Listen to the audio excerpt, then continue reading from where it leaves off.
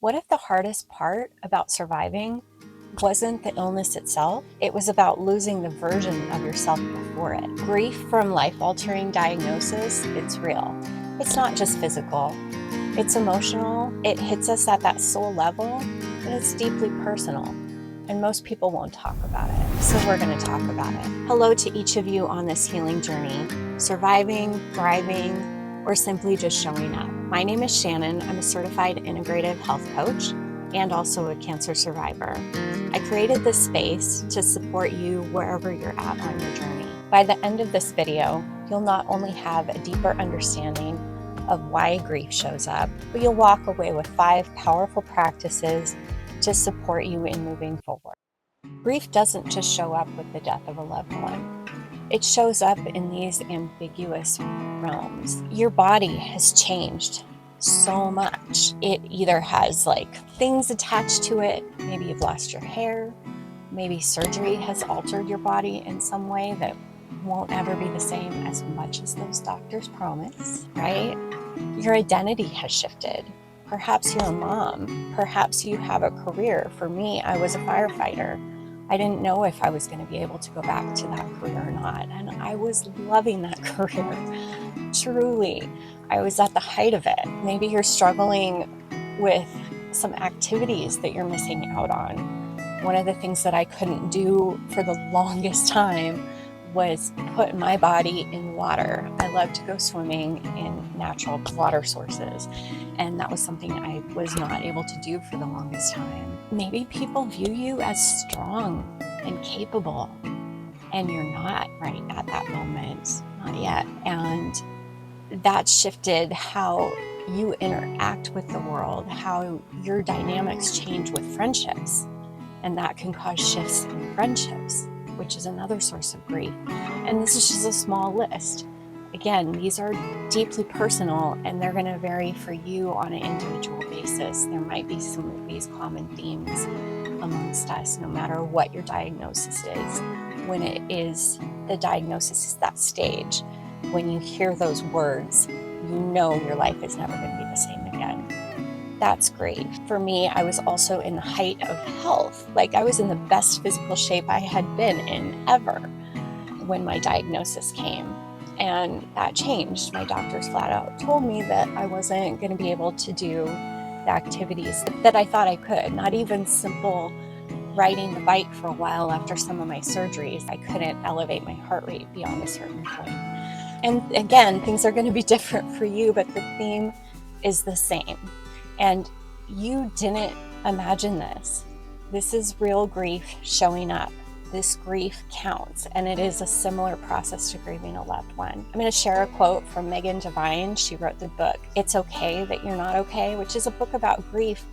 And it was given to me by a friend during a point where I was grieving the loss of my mother. And I found so much healing in that book, not only for grieving the loved one that I lost, but also the different experiences that I had when I was grieving all of these ambiguous things from my diagnosis. So in her book, she wrote, grief is visceral, not reasonable. It's love in its most wild form. And I have thought about grief as a wild animal. How do you interact with a wild animal? You're calm, you watch it, you let it do its thing. You're not going to tame it, right? You're going to experience it. Just another brief touch on my story. I remember looking at pictures of myself, and I was so disconnected from that person. I didn't even feel like the same person anymore. But I didn't know where I was going. It was truly a source of pain, and I want to let you guys all know that you're not alone in this. There are social pressures, right, to act positive. Well, positivity only works if it's realistic. And myself, I'm neither an optimist nor am I a pessimist.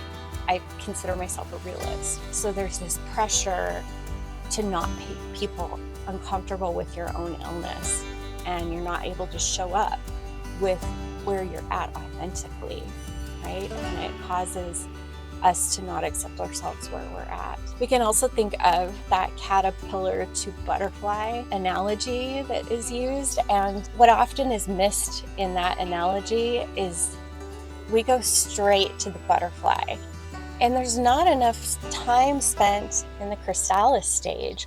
What's happening in there? Is that like a messy goo of probably somewhat painful transformations happening, where this creature is being sheltered and closed off in this safe space that it's created? And that's probably where many of us are at before we become this glorious, magnificent butterfly.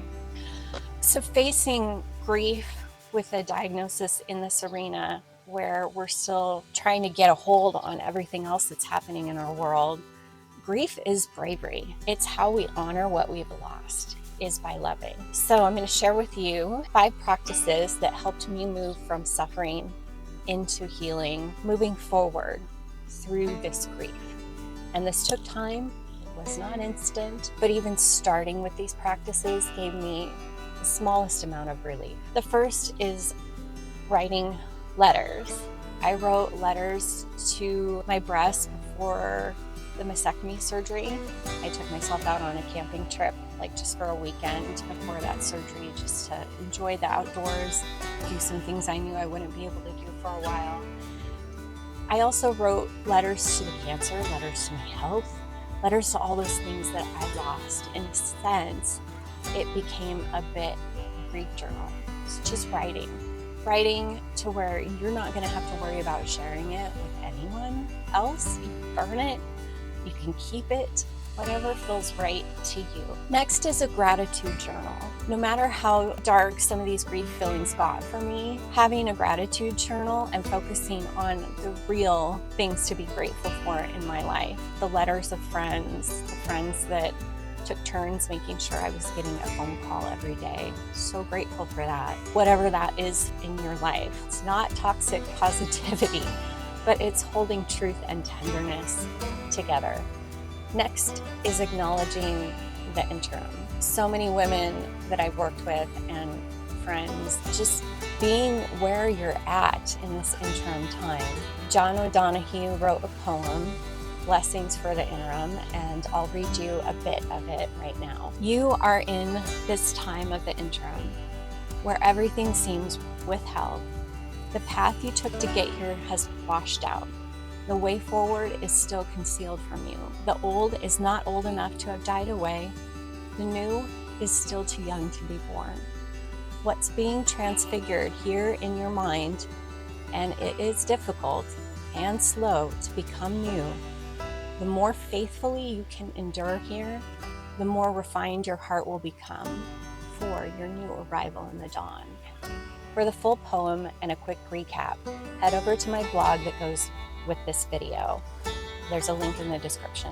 The next thing was creating that cocoon for this phase that I was in, creating that personal space. And we're talking about boundaries, and boundaries are a whole nother topic that could probably do another whole channel on boundaries, right? How can you create this space? What does that look like for you? What does that mean? Start to play around with visualizations, getting real honest with yourself of what you actually need. You have been broken, and you're doing something incredibly brave by grieving and growing at the same time. Be kind to yourself as your story unfolds and as you unfold into your radiant new self and unfold those wings. If you're feeling validated or finding value in this video, please subscribe. I'm creating more and more content to support women who are going through a life-altering diagnosis and coming through the other side. And your support helps this message reach more who need to hear it. The last thing is self-kindness rituals. How are you being kind to yourself during this process? Or are you showing up for you? And even though you may feel alone and unheard and unseen in your struggles, what are some small little things that you can do to be kind to yourself? Just ever so little. And if you want to go deeper with some other ideas, to help spur what self-kindness rituals you may want to incorporate, please see the description and a link below to a video called 7 Self-Care Habits that helped me feel human again. It goes into some other ideas that may spark your own ideas that are going to be good for you. Really what we're talking about is acceptance, which again, this stuff is not easy. Acceptance for changing your whole self, it's probably one of the harder things that you're going to encounter in life. Take your time, be kind, talk about the integration of the old and the new, find people who are your tribe, who do understand that you can talk about this stuff with, and don't hold it all inside. Let it work its way out. You know, we can't change or control the pain of it, but we can address the suffering. And these things can shift that suffering into moving forward. And that's what we're talking about. This stuff is painful, and I don't sugarcoat anything. I'm a pretty direct person. So I hope that that resonates with some of you out there. Your healing is sacred. Keep going. You're becoming something beautiful.